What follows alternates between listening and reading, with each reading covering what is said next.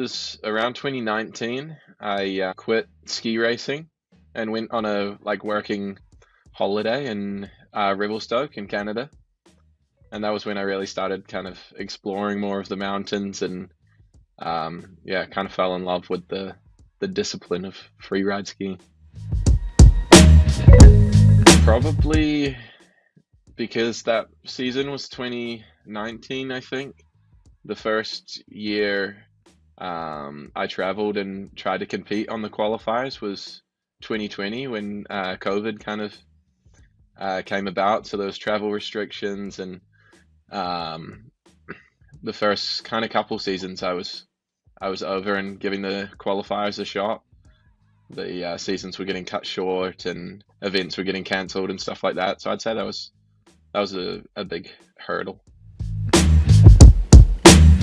I would say it would be both Craig Murray and Finn Billis, both friends of mine and from the same town, and kind of grew up watching them ski and skiing alongside them. And for example, Craig, when I started getting into freeride skiing, he was kind of on the tour and kind of encouraged me to get into trying to do some of the events in the first place. And Finn for sure, because I don't know, we were just like childhood friends, and on our days off we'd go and ski at Triple Cone together. And I think following him around the mountain really, yeah, really shaped my skiing. I'm not sure really. Like I think maybe a lot of people don't realize that I was ski racing until I was like 18 years old. And I think that although I love like the more freestyle side of freeride skiing, my background and my roots, I guess, in skiing are on the ski racing side, and I think that kind of has a big influence on like how I ski now. My preparation is in New Zealand, and it's still winter here. So when I'm at home, I'm like I actually coach the freeride team in New Zealand. So my preparation is coaching, and I kind of encourage like this next generation to ski a certain way. So I guess it's a nice like reminder of what I should be doing for myself when I'm over and competing. Not too much new, I guess. I just tried to just tried to ski and stay on my feet and be a little bit smart, because I don't know, it was my first year on tour, and I wanted to stay there. So, maybe a little bit. It's definitely like, I don't know, like third overall last year wasn't something I was expecting to be able to achieve, but at the same time, I think like, I don't know, a lot of the like struggles I had this year with kind of like just unsure if you're supposed to be there and whatnot. And then I think I proved to myself that like I am at the level to ski on the tour, and now I can go into this season knowing that and feeling comfortable with that. So I don't know, try not to put too much pressure on trying to better my last year's results or something like that. Typical off season for me revolves around skiing, to be honest. Because the off season is winter at home, so I mean I spend quite a bit of time like in the gym or on bikes and stuff, because we can kind of do that through the winter here. But for the most part, I'm just on snow, trying to ski as much as possible. I like to think that I kind of approached it on the more cautious side. I think there's so many elements to take into account when we're out like freeride skiing. So trying to like limit the risks as much as you can, because obviously I love skiing, and injuries and stuff will only hold me back from skiing more. So try to avoid it the best I can.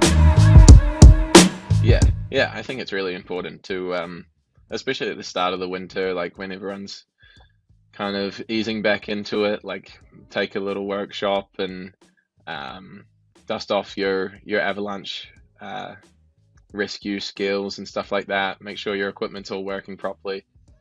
I think those are all important things to do in the lead up to a big winter. Not particularly. I think what's important to me is just like remembering that it's just skiing. It's just another day skiing, and it's what I love to do. So try not to overthink it. How do I train it? I guess it's just like comes back to the same thing. It's like it's kind of what I do outside of competition too. Like I really like the I guess the challenge of picking a line from afar and trying to ski it all top to bottom with flow. Like I don't know, it's like a puzzle, you know. There's so many pieces that you have to kind of try and put together for it to work properly. So I try and do that like outside of competition. So when it does come down to competition, it's not too scary. I'll pick lines that I want to ski, if you know what I mean. Like I'll pick stuff that looks fun.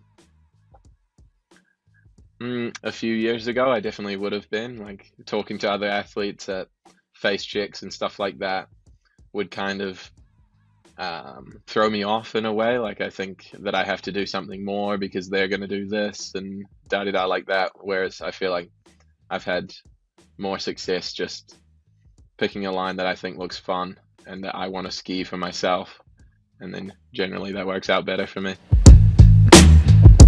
My biggest strength, I'm not sure really. I think it's probably something to do with my ability to ski and like technically ski, I guess, because I just spent so much time growing up ski racing. Like I think I've got good foundations and like good technical background to kind of, I don't know, hold control in situations where you're skiing quite quickly. I would say not particularly well. I don't really love like having pressure. I don't think I'm someone who like performs better under pressure or anything like that, but I just, yeah, again, try to remind myself that it is just skiing and like I love what I do, so trying to stay like level-headed through it and not get too caught up in the bigger picture of what's going on, you know.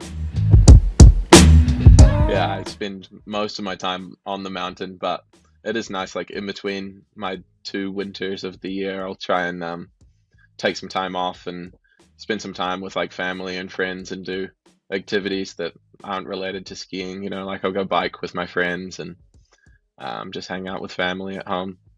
I think that's important to me.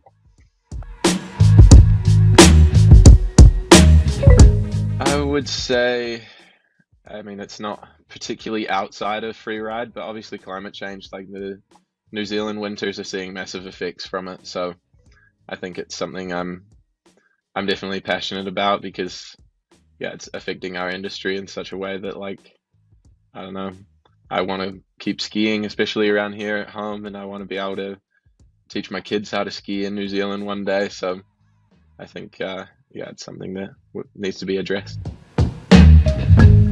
Honestly, mostly it's just to make it to Verbier.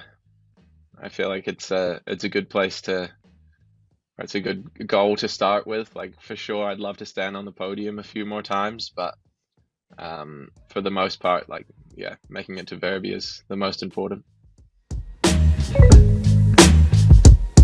In 5 to 10 years, well, I don't know. Hopefully, I'm still skiing in 10 years. That would be the goal. But I don't know. I think I like the idea of spending some time and a couple seasons on the tour and doing this, and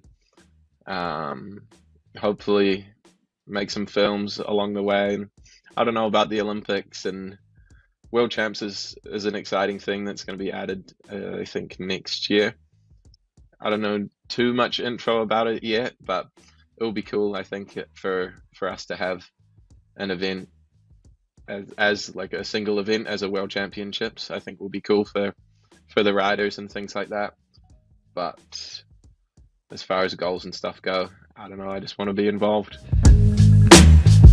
Not particularly new, but hopefully this year I can kind of showcase a little bit more variety. I feel like I not so much played it safe, but did a lot of the same sort of thing last year.